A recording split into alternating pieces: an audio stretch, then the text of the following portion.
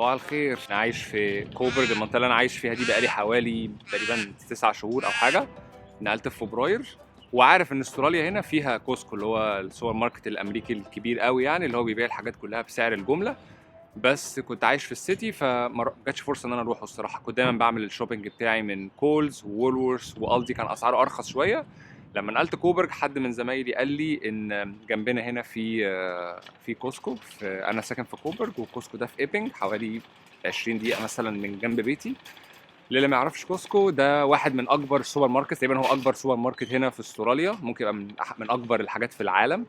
بس فكرته ان هو مش بيبيع الحاجات بالاسعار هو بيبيع باسعار حلوه قوي، بس بيبيع كل حاجه جمله. يعني صعب، مش هينفع تخش جوه مثلا تجيب كيس شيبسي، مش عارف ازازه ميه، الحاجات دي لا.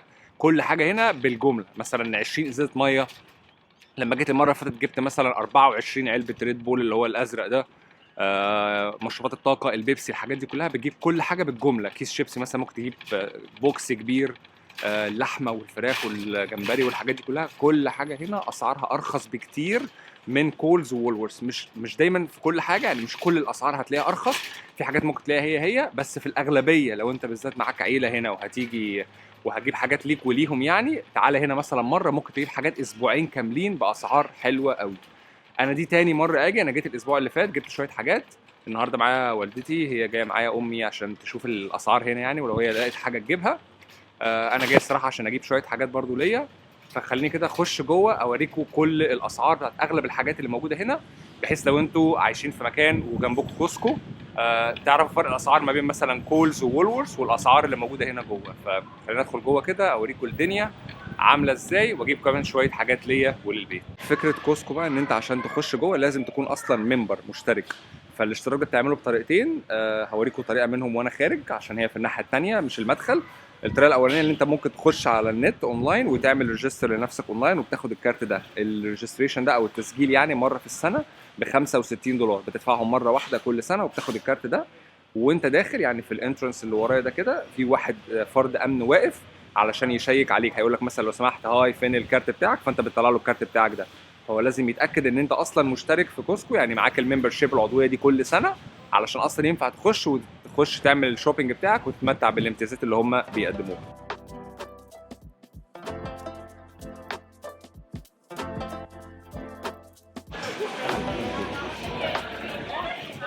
كل حاجه بقى انت ممكن تتخيلها هتلاقيها هنا. لو حد دخل ايكيا، انا ما رحتش، مش فاكر الصراحه ايكيا في مصر ايه ظروفه، بس هو هنا نفس السيستم بتاع ايكيا. الفكره ان هنا كمان مش اكل وشرب والحاجات دي لا، كل حاجه ممكن تلاقي كشاكيل، هدوم، لبس رياضه، موبايلات. ورايا الايفون الجديد اللي هو الايفون 15 التيتانيوم ده موجود. شاشات تلفزيون سامسونج، كل حاجه. فهو مش شوبينج للاكل والشرب بس، هو في فعلا كل حاجه. النهارده انا جاي السبت ففي كميه ناس خرافيه. بص المنظر عامل ازاي، كل الناس دي. ولما جيت كمان المره اللي فاتت خدت بالي ان في ناس بتيجي هنا تقضي اليوم، يعني في ناس بتيجي هنا مثلا مع عائلاتها تشتري شويه حاجات وتقعد بقى مثلا وتاكل وتشرب. فعالم تاني هنا. اكبر سوبر ماركت موجود في استراليا هو هنا كوسكو، اكبر من كولز وولورث وكل حاجه. مشكلته بس الوحيده ان انت مش هتلاقيه في كل حته، هتلاقيه في اماكن معينه بس. ده الايفون الجديد اللي هو التيتانيوم ايفون 15 برو. اهو ادي الايفون 15 ودي الاسعار بتاعته، كل حاجه هتلاقيها. ودي بقى الفكره في الباكجات اللي انت ممكن تجيبها. لو انت عايز تجيب اي حاجه هتلاقيها في الباكجات. مثلا عايز اجيب مانجا، فمش هينفع اجيب مثلا حبايه مانجا واحده او اتنين، لا لازم اجيب البوكس بتاع المانجا كله. بوكس المانجا كله مثلا ب $32. دي مجوهرات. يعني دي حاجه تانية انا ما كنتش اعرفها، في هنا مجوهرات ممكن تشتري خواتم، انسيالات، سلاسل وساعات كل حاجه ممكن تجيبها من هنا. انسيالات وسلاسل وخواتم وقصه كبيره قوي ساعتك. كل حاجه. ساعة أوميجا مينز مش عارف إيه، دايموند ب $10,000. ساعة ب $10,000 عادي يعني. غير بقى السكشن اللي هو فيه الحاجات المفتوحة اللي هي الأكل والشرب والحاجات دي، طول ما أنت ماشي هتلاقي ممرات زي اللي ورايا دي. لو انتوا رحتوا ايكيا مثلا هنا او في اي مكان هتعرفوا الممرات دي. انت بتخش كده ممر مثلا ويبقى فيه ارقام، انت مثلا عارف ان الممر ده مثلا بتاع كذا، الممر ده زي بيسموه الايلز هنا الممرات. فهنا بس هم هنا مش كاتبين تقريبا، هم هنا مش كاتبين كل ممر فيه ايه، هم مرقمينهم مثلا 102 مش عارف 101، بس كل ممر فيه حاجه. الممر اللي انا فيه ده مثلا بتاع شويه اجهزه كهربائيه، اللي هو الفرش السنان اللي بالكهرباء اللي هي السونيك دي. بس دي بقى هي دي الفكره بقى، انت هتيجي هنا تبص تقول يا نهار اسود دي مش عارف ب 400 الفرش السنان ب 400 دولار. لا هي مش عشان واحده، دي باكج كامله. فهتلاقي مثلا هنا كام واحده اهي، مثلا 2 باك، يعني دي مثلا كده جواها مثلا كذا واحده مش واحده بس. بنسبه كبيره الاسعار اللي هتلاقيها هنا بنسبه كبيره هتلاقيها، الا بقى لو في مكان تاني عملوا عروض يعني اللي هو البلاك فرايداي والحاجات دي، بس بنسبه كبيره الاسعار اللي هتلاقيها هنا هتلاقيها احسن من اي مكان تاني بره. كل حاجه، العاب اطفال. انا نفسي ماشي ممكن ابقى مش فاكر انا عايز ايه، بس اشوف حاجه اقول ايوه ده انا مثلا دي هتخلص من عندي. هنا اللي هيتميز عن اي مكان تاني الحاجات اللي بالجمله، اي حاجه هنا هتجيبها بالجمله هتلاقي اسعارها احسن بكتير قوي من بره اي حاجه. يعني مثلا برضو هنا اهو انا داخل اهو، دي كشاكيل اهي، مثلا بتاعت باكج كشاكيل كلها مع بعض اهي، دي مثلا كلها على بعض ب 11 دولار 84. 1 2 3 4 5 5 كشاكيل اهو كبار. لو انا مثلا رحت مكان تاني عشان اشتريهم، لو مثلا اشهر مثلا مكتبه موجوده هنا اللي هي بيسموها اوفيس وورك، دي زي سمير وعلي كده عندنا كمكاتب، الاسعار هناك هتلاقيها ارخص من 11، اغلى من 11 دولار وحاجه عشان جمله. اي حاجه جمله هتجيبها من هنا. ممكن بقى الحاجات التانية اللي هي هتجيبها فرداني ممكن تجيبها من اي مكان بره، بالذات الاجهزه الكهربائيه، بس الجمله كوسكو يتفوق عن اي مكان تاني. في بقى حاجه تانية كمان حلوه قوي بيعملوها، في نهايه كل ممر او اغلب الممرات كده بيبقى في حد بيعرض حاجه. يعني ممكن مثلا وانت ماشي تلاقي حد مثلا في اخر الممر بيديك سامبلز كده الحاجه عشان تشتري، مثلا عيش مع جبنه قريش، قهوه مش عارف ايه. فورايا مثلا البنت اللي ورايا دي هي بتوزع قهوه اللي هي الاسبريسو للناس عشان لو عجبتك تشتري. فانت طول ما انت ماشي هتلاقي ناس بتوزع عينات سامبلز لحاجه عشان انت تجربها ببلاش وتمشي. فدي حاجه كويسه قوي برضو، ممكن تجرب حاجات ببلاش وتكمل الشوبينج بتاعك عادي جدا. برضو حاجه من الحاجات اللي انتم ممكن تلاقوها الاطقم بتاعت الحلل، 12 حله وطاسه وما اعرفش ايه ب 300 مثلا و40 دولار. اللي هي الحاجات بتاعت اللانش بوكس دي اللي انتم ممكن تجيبوها وتحطوا فيها الاكل للاطفال بتاعتكم ب 40 دولار. الناس اللي عندها عيله اكتر من فرد مثلا، يعني لو واحد وزوجته مثلا عندهم اولاد وكده، المكان ده بالنسبه لكم هيبقى جنه. هتجيبوا كل حاجه انتم محتاجينها باسعار حلوه قوي. مثلا ممكن تيجوا مره واحده كل اسبوعين تعملوا الشوبينج بتاعكم وتجيبوا حاجات الاسبوعين كلهم باسعار حلوه قوي. وحتى لو بعيد عنكم شويه يستاهل الصراحه المشوار، لان الاسعار هنا احسن من اي مكان تاني للحاجات بتاعت الجمله بالذات. الراجل ده بيعرض علينا، بس بيعرض علينا ويسكي ان احنا ندوق عشان نشتري يعني. ما تاخدي ويسكي حسبي ببلاش. الله ونعم الوكيل. انا نفسي اشوف شكله، بس لو هو بيعرض علينا مثلا تاخدوا ويسكي يا جماعه، وشاف امي وشافها محجبه، اللي هو يا عم انت بتقول ايه يا عم انت. بص وزع ويسكي على الناس. يلا. ده مصر ان هو يعزم علينا يعني. عشان احنا دخلنا الركن بتاع الويسكي عشان كده. وعشان الممر اللي انا واقف عليه ده او اللي انا دخلته ده هو اصلا بتاع الواين بتاع الويسكي، فهو واقف على اوله بيعرض على الناس ويسكي. عايزاك تسمعني بس. ما تاخدي ويسكي. بيقول لي ويسكي ويسكي، قلت له ويسكي يا ابن الموقوس. ما تاخدي ويسكي. مش كان هو مصر وعمال بيقول لنا يا عم انت مش شايف ام الحجاب يا عم اتلم بقى. هو غالبا حافظ مش فاهم، بس طبيعي احنا اللي غلطانين، احنا اللي داخلين الركن بتاع الويسكي وكده، فطبيعي هو واقف على ايه يعني. يا اللي جاب لهوي بوينت. ده كل حاجه 40% كحول، يا نهار اسود منيل. ده ايه ده؟ ده فودكا اوكي. عشان كده ليه حق الراجل. يا لهوي قال لك اسمها اوتر سبيس فودكا. طب ما ليه حق الراجل، احنا اللي داخلين غلط. اللي جاب بوينت اصلا. وبربن وفودكا. شفت قلت لكم كل حاجه ما صدقتونيش. البيره والخمور هنا زي المايك. ما شاء الله كل حاجه عامل لها ممر واحد بس الا الخمره، عامل لها تقريبا ممرين او 3 كده. احنا اتعرض علينا قهوه واتعرض علينا ويسكي. هنشوف بقى في الممرات الجايه هيتعرض علينا ايه. انا دلوقتي خلاص تقريبا خلصت الممرات اللي هي المنفصله، بس لسه لا في ممرات لسه هناك خالص الناحيه اللي هناك دي. فانا خلصت ناحيه من الممرات المنفصله، وفي اخرها انا دلوقتي دخلت بقى على اللي هو الركن بقى بتاع اللحمه والبيكري. ودلوقتي بدات ريحه الحاجات اللي هي المخبوزات الفريش تبان. ادي فيها كام واحده بقى؟ 1 2 3 6 دي 12. 12 باك 12 باك. كريسبي كريم دي اكيد انتوا عارفينها، واحده من اشهر الماركات بتاعت اللي هي معرفش الكوكيز ولا المافن اسمها ايه دي، اللي هي الدوناتس والحاجات دي موجوده هنا برضه. ده العيش الراب، بس هم هنا برضه بيبيعوه باكيتات، يعني مش هتلاقي واحده، مش هتلاقي واحد بس، هتلاقي كذا واحد. ونفس الفكره في التوست، العيش بتاع التوست برضه هنا هتلاقوه، بس هتلاقوه كميات، مش هتلاقوا حاجه لوحدها. يعني بص مثلا اهو، الطبيعي ان انت لما بتروح في اي ماركت بتلاقي العيش اللي هو ده لوحده باكت واحده، لا هنا هتشتري جمله. تلاقي دايما اغلب الحاجات بتتباع باكج كامله، يعني كذا حاجه ملفوفين كده مع بعض. اتنين منه، الاتنين من ده ب8. مش كل حاجه هتلاقي اسعارها احسن من كولز او وولورث، في حاجات ممكن تلاقي اسعارها اغلى سيكه او هي، فبرضه انت لازم تشوف الدنيا، ومع الوقت هتاخد خبره ايه اللي يتجاب من هنا، ايه اللي يتجاب من كولز. بس عشان اثبت لكم ان في كل حاجه هنا، العيش اللبناني بتاعنا موجود هنا برضه، العيش اللي هو العربي يعني اهو، بص كده خبز اهو، افران اهي، فين ايه ده الاتنين مع بعض اهي، افران الشرق الاوسط خبز، الاتنين مع بعض مكتوب اهو، 2 في 5 باك عشان الواحد في 5، والاتنين 5 باك ب$3، يعني ده كده الاتنين من دول على بعض ب$3. احنا عشان جنب السكشن بتاع البيكري، فهتلاقوا كل الحلويات هنا، كابري، الكب كيكس، السينامون، كل حاجة، البراونيز، لانش باك. لو انت من محبين السكر هتنبسط قوي هنا. انا جيت الركن بقى بتاع الفريش برودكت ده المره اللي فاتت، علشان الفراوله والتوت والفاكهه بيبقوا هنا فريش وبكميات كبيره قوي، واسعار تحفه تحفه تحفه.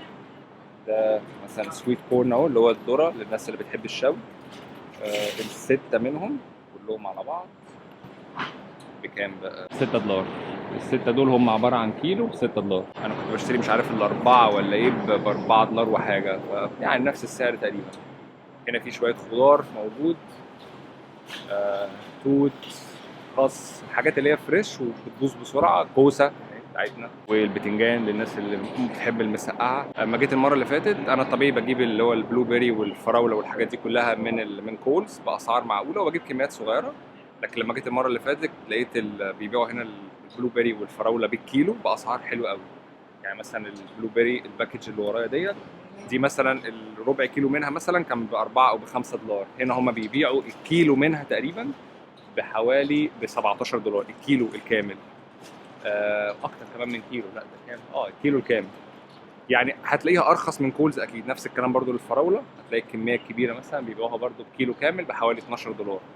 فالاسعار بتاعت الحاجات الفريش هنا، وبرضو نفس الموضوع في المشروم، الاسعار هنا حلوه قوي. هتجيب الحاجات تقعد معاك فتره اطول، وفعلا طعمها احسن بكتير من الحاجات اللي هتجيبوها من كولز وكمان من وولورث. عاملين كمان حاجه حلوه قوي هنا في الركن بتاع البيكري ده، ان انت ممكن تختار او تصمم التورته بتاعتك زي ما انت عايز.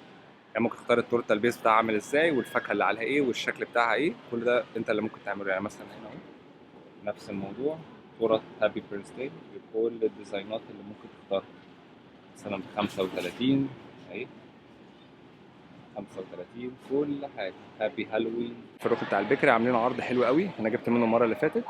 اي اتنين يعني انت دول كده اللي هي بيسموهم هنا المافنز، اي اتنين باكج من المافنز دي، وكل باكج فيها 6، فانت كده ال 12 مافن كلهم على بعض، يعني هجيب اتنين باكج كل واحده ب6، الاتنين مع بعض ب$12. يعني هتلاقي الباك اي اتنين بقى ممكن تختارهم. هتلاقي مثلا في هنا بالباتر اللي هي بالزبده، وهتلاقي كان في مارفا بالشوكولاته بس هي مش موجوده دلوقتي، وفي باللي هي مش عارف الوولنت اللي هو زي حاجه زي اللوز كده.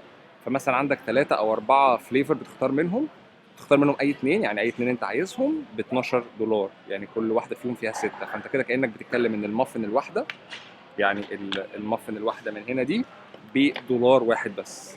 نفس الكلام برضو في عرض ورا للكرواسو، ال 12 كرواسوهايه ب$12، فانت برضو الكرواسوهايه الكبيره بدولار واحد بس. لو سالت اي حد في استراليا ايه اشهر الاكلات اللي موجوده هنا، هيقول لك الفيجامايت، البتاع اللي هو عامل زي المربى الاسود ده، اللي محدش غير استرالي بياكله، طعمه صعب قوي. وتاني حاجه مشهوره بيها، مفيش غيرهم تقريبا، هما الاثنين دول الاكلات الاستراليه. تاني حاجه هي اللامينغتون، اللي هي الكيكه دي انا ما اعرفش الصراحه هي بتتعمل ازاي، يعني دقتها وطعمها لذيذ، هي مجرد كيكه كده بالشوكولاته، وعليها مثلا شويه مربى من جوه تقريبا، وبيحطوا عليها زي جوز هند من فوق. فدي اكله استراليه برضو ما بيعملوهاش غير هنا، يعني هم اخترعوها هنا تقريبا. برضو عاملين هنا عرض، ال 16 واحده منها ب$12. فريش شوكليت لامينغتون 16 باك. خضار برضو هنا، السويت بوتيتو اللي هي البطاطا، ال3 كيلو منها، 3 كيلو من البطاطا دي ب 9 دولار. لو حبيتوا تشتروا كمان هنا فاكهة مش هتلاقوا بقى بالواحدة، هتلاقوا بالصندوق، يعني برضو نفس الموضوع هنا بال يعني مثلا التفاح اهو مش هتشتروا بالواحدة، هتشتروا بالبوكس كامل. بكام بقى يا باشا؟ اهي ال 2 كيلو بدل ما كان ب 11 دولار بقى ب 9 دولار. ونفس الكلام برضو للكيوي، برضو مش هتلاقوا واحدة او اتنين، هتلاقوا برضو بالباكج كلها مع بعض. دخلنا الركن بتاع اللحمة، وده الركن بتاع السي فود. كراب ليجز الكابوريا ب 90 دولار، بس باكج كبيرة يعني. السي فود هنا غالي. اسعار اللحمه والخضار هنا في استراليا مقبوله كويسه، رخيصه مش غاليه، بس اسعار السي فود هنا غاليه. هي اغلب اللحوم هنا في استراليا يعني اغلب الماركات مش حلال، فانت لازم تروح للجزار بتاعك بقى عشان تجيب اللحمه والفراخ. السي فود عادي ممكن تجيبه من اي مكان ولكنه غالي، بس لو بنتكلم على اللحمه والفراخ فهي مش حلال. مفيش هنا اي ماركه لحوم اللي هي الميت اللي هي لحمه العجول والبقر وكده حلال، لكن في الفراخ في ماركه معروفه ومشهوره هنا اللي هي حلال وموجوده هنا كمان في كوسكو. الماركه دي اسمها ليلي ديل. في ماركه تانية انا مش متاكد صراحه اذا كانت حلال ولا لا، بسمع عنها اللي هي ستيجلز ديت، بس الماركه الاكيد اللي انا متاكد ان هي حلال هي الماركه بتاعت ليلي ديل دي، فهي موجوده هنا كمان في كوسكو. اللي انا خدت بالي منه بقى لما كنت بتكلم مع امي، لان هي اللي بتجيب هي اللي بتروح للجزار فهي اللي عارفه الاسعار، ان دايما الاسعار بتاعت اللحمه الحلال هنا اغلى من اللحمه العاديه. يعني مثلا لو فرضنا كيلو اللحمه العاديه مثلا ب 12 دولار او ب 10 دولار اللي هي مش حلال، اللحمه الحلال بقى اللي انت بتجيبها من الجزار هتلاقيها مثلا ب 12 13. برضه ليلي ديل هنا الكيلو منها ب 13 اغلى، يعني اللحمه الحلال اغلى من اللحمه العاديه، فالجزارين بيغلوا الاسعار بتاعتها شويه. والماركات الحلال اللي انتوا بتجيبوها من الماركت برضه هتلاقوا اسعارها اغلى شويه من اللحمه اللي مش حلال، فهي الحاجه دي برضه خدت بالي منها، ان اللحمه الحلال هنا موجوده بس اغلى من اللحمه العاديه. طبق جمبري 2 كيلو ب 80 دولار. ده بقى السكشن بتاع الدالي اللي هو بقى الجمبري والسلطات والحاجات دي. كمان في الجزء بتاع الديلي ده هتلاقوا بيتزاهات بقى بالمارجريتا واللحوم والجبنه وكل حاجه. السكشن اللي وراه ده بقى سكشن الباربيكيو، كل حاجه بقى اي حاجه انت ممكن تحطها على الجريل. وبرده ورايا واحده واقفه بتدوق الناس يعني اللحمه وكده لما بتحطها على الجريل طعمها بيبقى عامل ازاي. كل حاجه ممكن تتحط على الجريل هتلاقوها في السكشن اللي ورايا ده. اللحمه اللي ورايا دي كلها مش حلال، انا بس بوريكم عشان تبقوا عارفين كل حاجه موجوده هنا. ايه اللي موجود هنا يعني، سواء لحمه سي فود كل حاجه، بس انا كل ده الركن بتاع الباربيكيو. وفي كل سيكشن هتلاقوا حد بيدوقكم حاجه من الحاجات اللي موجوده هنا بقى، سواء جبنه سواء لحمه سواء قهوه سواء خمره كل حاجه. هنا زي ما كنت بقول لكم مفيش حاجه بتتباع لوحدها، ففي الركن بتاع البيبسي والحاجات دي مش هتلاقي ازايز او كنز لوحدها، هتلاقي بوكس كامل كده زي اللي ورايا ده ازايز كلها او زي كده. وفي كل ركن هتلاقي مثلا البيبسي ماكس مثلا ال 30 واحدة منه اللي هو البوكس اللي هنا ده كله ب 19 دولار.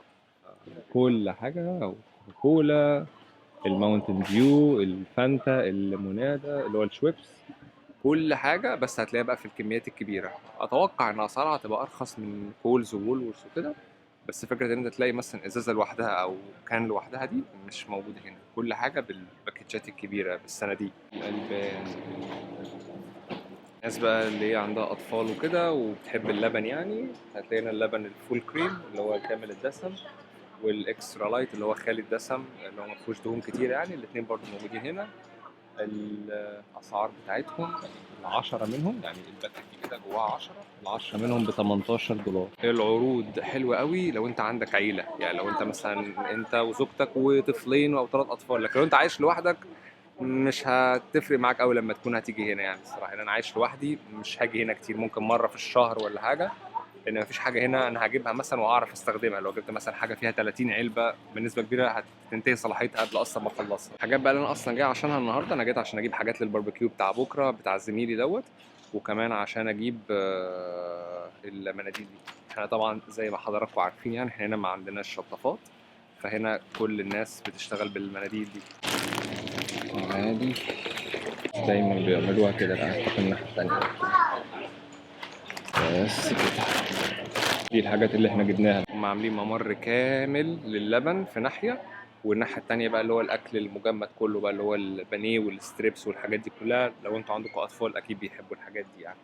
المشكله بس ان اغلب الماركات هنا مش حلال، فدي حاجه هتخليكوا بقى ايه، انتوا والجزار تبقوا حبايب يعني. Enjoy. الركن اللي انا فيه ده كان الركن بتاع الرز والشعريه والحاجات دي، فهو واقف على اوله.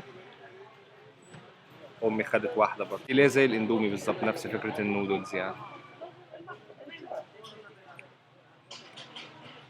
اسمها ايه؟ ماما توم يام نودلز. بس عينات يعني، في كل ركن هتلاقي حد بيوزع لك حاجه. انا عمال اخد حاجات ببلاش. لو جيتوا هنا اوعوا تيجوا وانتوا صايمين او في رمضان او كده. ده عصير كده معرفش ايه هو يعني،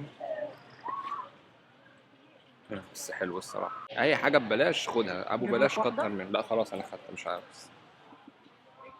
امي صايمه وعماله تاخد حاجات وتديها لي انا اخلصها. هي جايه هنا عشان تجيب نسكافيه، وانا جاي عشان اجيب مناديل وحاجات تانية كده، فاحنا لقينا النسكافيه اهو. عايز ايه بقى حضرتك؟ نشوف بس النسكافيه اسعاره ايه الاول. 18 اهو، 650 جرام. 18 هو وزنه ايه؟ 650 جرام حلو. اهو. ماشي كده القهوه ضن. هو ده الفيجامايت اللي انا كنت بتكلم عنه. احنا قلنا اللامينجتون اللي هي الكيكه دي اكله استراليه، وتاني حاجه اكله استراليه البتاع ابن اللذينه ده. لو جيتوا ما تجربوهوش، ده لو اتحط عليه عرض ببلاش وربنا ما هاخده. ده اللي هو الباكج دي كلها كده بكام بقى؟ ب 12 دولار.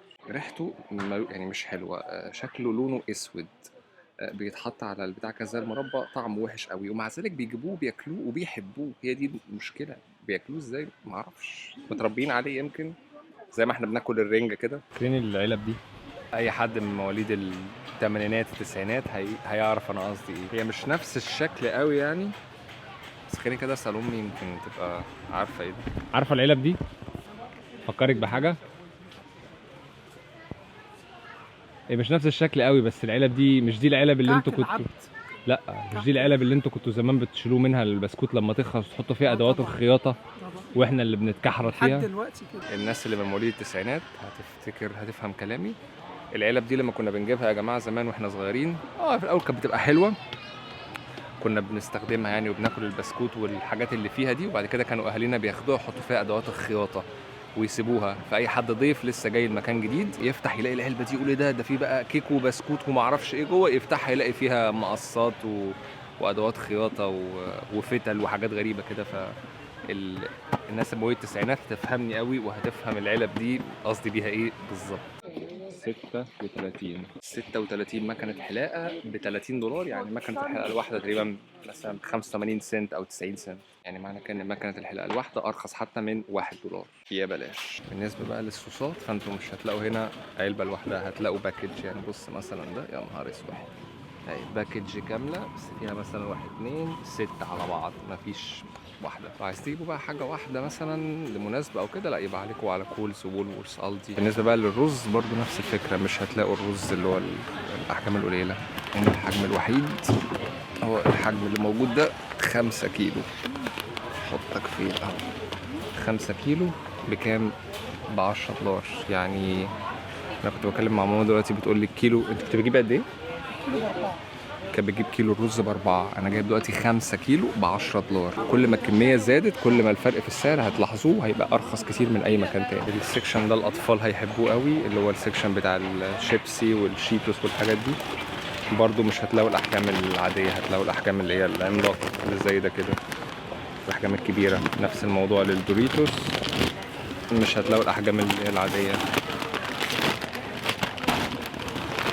هتلاقوا الاحجام العملاقه. مفيش هنا الاحجام العاديه، هتلاقوا كله احجام كبيره، او هتلاقوا الصناديق اللي هي فيها مثلا حاجات كتيره كذا كيس، يعني مثلا 30 كيس 24 كيس الحاجات دي. وطبعا الماركه المشهوره قوي اللي هو البرينجلز. هذا مثلا صندوق كامل اهو فيه 6 حبات اهو، 6 حبات برينجلز كلهم على بعض بكام بقى؟ ب 13 دولار. عليه كان ب 16 او ب 17، نزل 3.5 بقى 13. احجام كبيره خرافيه. حتى اختبارات الحمل هتلاقوها هنا، ممكن تجيب اختبار حمل من هنا. ممكن تيجي هنا بس عشان تاكل حاجات ببلاش. والله حلو. الفكره بقى انت مش عارف هو حلو عشان هو حلو ولا عشان هو ببلاش. في الركن اللي ورايا ده بقى، اللي هو الركن بتاع الديري دوت، ده الركن بتاع الالبان والبيض. لو انت عندك اطفال او كده، او لو انت بتحب المنتجات الديري دي يعني، فهتلاقي البيض والالبان، بالذات البيض، تبقى من احسن حاجات انت ممكن كمان تشتريها من هنا، خصوصا لو عندك اطفال. اللي هي دي فارم برايد 30 ب $11، فدي كلها كده بنتكلم في 30 بيضه اهو، 30 بيضه ب $11. الميه عندنا في استراليا هنا كويسه، ممكن تشربها عادي ما فيهاش فيها مشكله. ممكن في بعض الاماكن تحتاج ان انت تجيب فلتر عشان ينقي الميه، وفي اماكن تانية قليله قوي ممكن الميه ما تبقاش صالحه للشرب لاي سبب تاني يعني، بس بصفه عامه لا، الميه هنا بنشربها عادي من الحنفيه، ما فيش اي مشكله. بس لو فرضنا لاي سبب يعني انت مش هينفع تشرب الميه اللي طالعه من الحنفيه عندك، او حابب ان انت تشتري ميه معدنيه، كوسكو من احسن الاماكن اللي انت ممكن تجيب فيها الميه، لان هنا هما بيعملوا اسعار حلوه قوي. يعني مثلا دي كده هنا اهو ال 12 دول الكبار، الميه الكبيره ال 12 واحده الكبار ب $6.50. الازاز الصغيره ال 30 ازازه، يعني ال 30 ازازه دول ب $6.80.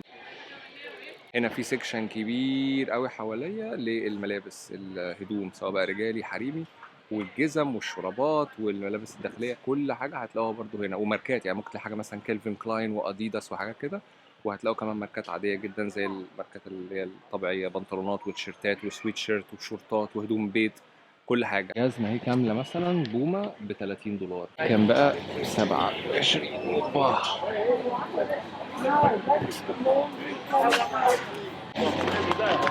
يلا نروح بقى. All good. Thank you so much. احنا خلصنا. هو وانا خارج بحاسب هو سالني بس على الكارت، يعني الكارت بتاعك فيه عشان تتاكد ان انا ممبر، وبعد كده هو اللي بيعمل كل حاجه، هو اللي بيحط كل حاجه في العربيه، فانت مش محتاج تعمل اي حاجه. Yeah. الحاجه الاخيره بس اللي انا عايز اوريها لكم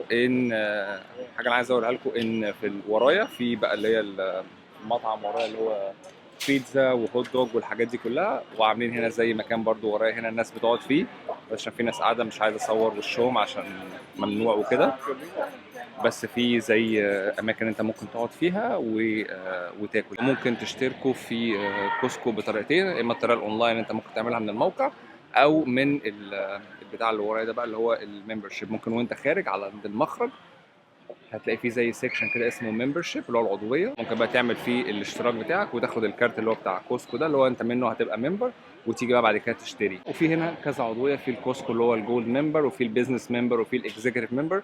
تدفع فلوس زياده بتاخد مثلا نقط او بتاخد كريدت مش عارف على كل مش عارف حاجه تشتريها، كل مش عارف $100 بتاخد مش عارف 2% حاجه كده يعني.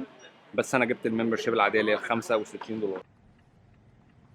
الموضوع ده بقى مش موجود في كل فروع كوسكو، غالبا اللي موجود هنا بس، لان انا كنت عايش في السيتي ورحت الفرع تقريبا بتاع السيتي او سمعت عنه يعني، ما دخلتوش بس شفته من بره كده، ما كانش فيه الموضوع بتاع البنزين ده. كوسكو هنا بيعمل موضوع البنزين ده، ان انت ممكن تيجي كمان هنا تفول.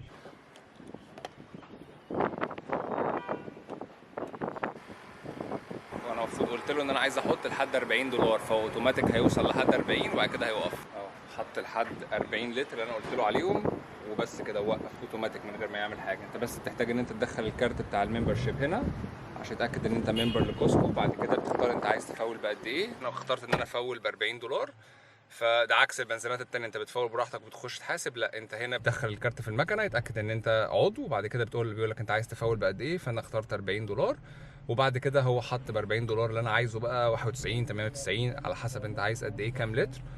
وبعد ما بتخلص خلاص كده. فكوسكو مش في كل الاماكن بيعمل الموضوع ده، اماكن معينه. انا هنا في ايبنج اول مره اخد بالي، الكوسكو اللي كان في السيتي ما كانش فيه الموضوع ده، كان مجرد ماركت بس. فالفكره ان الاسعار بتاعه كوسكو في البنزين ارخص بكتير من الاماكن التانية بقى اللي هي الشركات التانية، وده سبب من الاسباب اللي بيخلي الناس اصلا ممكن ان هي تيجي تعمل الممبرشيب كارد بتاع كوسكو ده، حتى لو هي مش هتشتري اكل او شرب او كده، بس علشان موضوع البنزين. الناس هنا بتيجي بس عشان تفول بنزين وترجع تكمل حياتها تاني. بس دي كده كانت الجولة بتاعت كوسكو، كل حاجة أكل وشرب وهدوم وألعاب وتلفزيونات وكل حاجة، وكمان بالإضافة لده كله ممكن كمان تفول بنزين.